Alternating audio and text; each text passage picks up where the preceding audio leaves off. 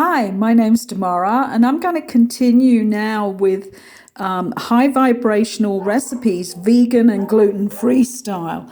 And this one is a dessert, and this is incredible. Look at this date caramel. This base here, which is our starting point, is, let me see, 279 grams of ground almonds. And then you mix with that 2 teaspoons of vanilla essence, 2 tablespoons or 6 dessert spoons of agave syrup or maple syrup. I've used both and they're both very good. The agave is actually cheaper. 3 tablespoons of coconut oil melted ready. So you mix all this together, and the 3 tablespoons would be 6 dessert spoons. So you're mixing all of this up, and I don't have a large enough dish to cook this in an oven. So what I've always done is put it in my frying pan, and you'll see it's in my big frying pan, and it comes out amazing once it's been put in the freezer for an hour.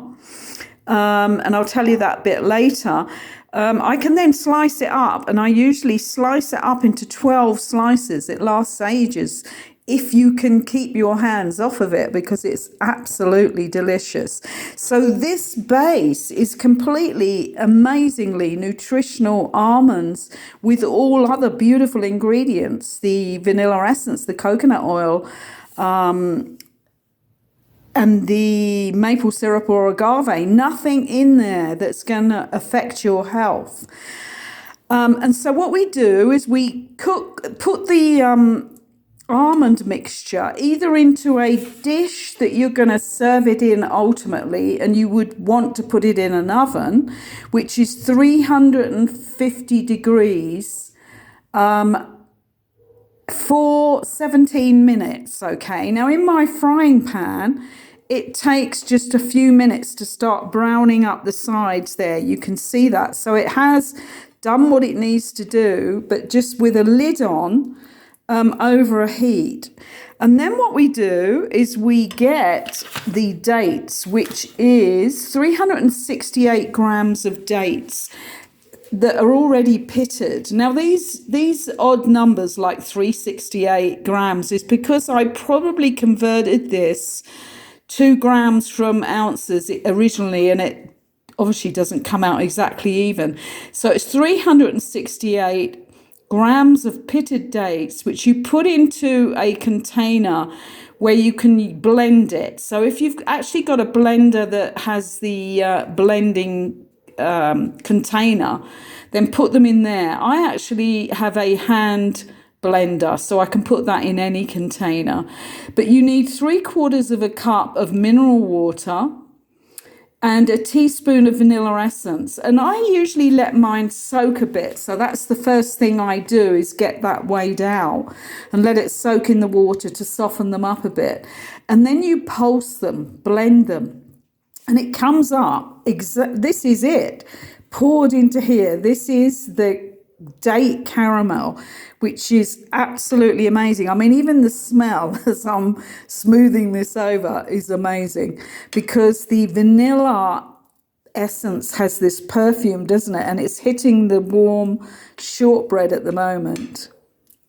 So what we're doing is making sure this is all even and everybody on their slice has the caramel.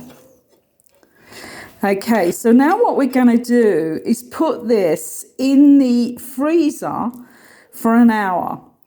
And yeah, my large sauce frying pan does fit in the freezer. It's always worked really perfectly.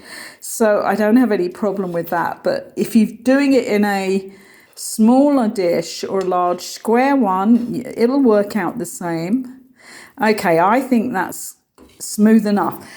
So what happens now is that goes in the freezer, okay? And because I've not learnt yet how to edit and change videos, I'm going to tell you how it's going to happen without actually showing you. So in this, this is like my bain-marie, right? I've got water in the bottom, which is heating up, and this chocolate will melt.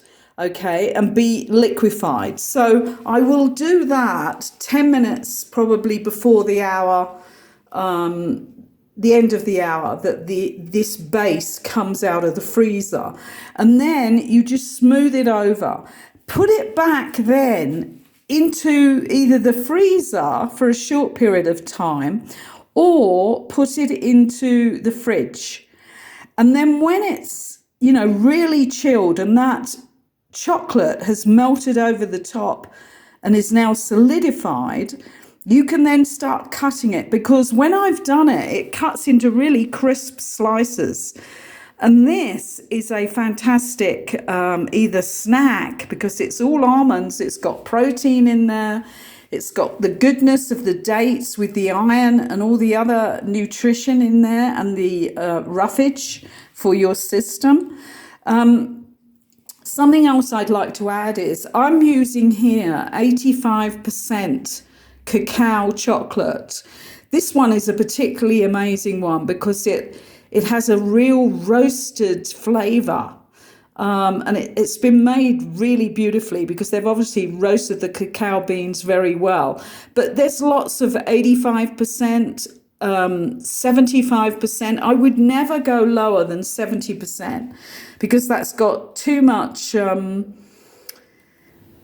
sugar in there of some description, or other ingredients. There's 25% other ingredients in there. So if you are vegan, you'll want to stick to, you can get 100%, cacao chocolate, and that tastes good too. 90% is very good. I tend to stick to 85%, but there's lots of different ones there that you can choose from. But go the highest you can, because what you're getting then is a good dose of cacao, which has all of those amazing ingredients in. Some of which they don't even know the benefits, but they know they're feel-good factors because people feel that. And this is not from sugar. This is from real solid cacao chocolate. So I hope you enjoyed that, and I'm sure you're going to make this one. The smell is really amazing here. It's very overcoming with deliciousness, and it hasn't even been put together. So thank you for listening again and allowing me into your space today. And please subscribe and give us a thumbs up. All of these high vibrational vegan and gluten-free recipes for your health are all on a playlist now. So you can just go onto the playlist and you'll see all of them there. Thank you for listening. Bye for now.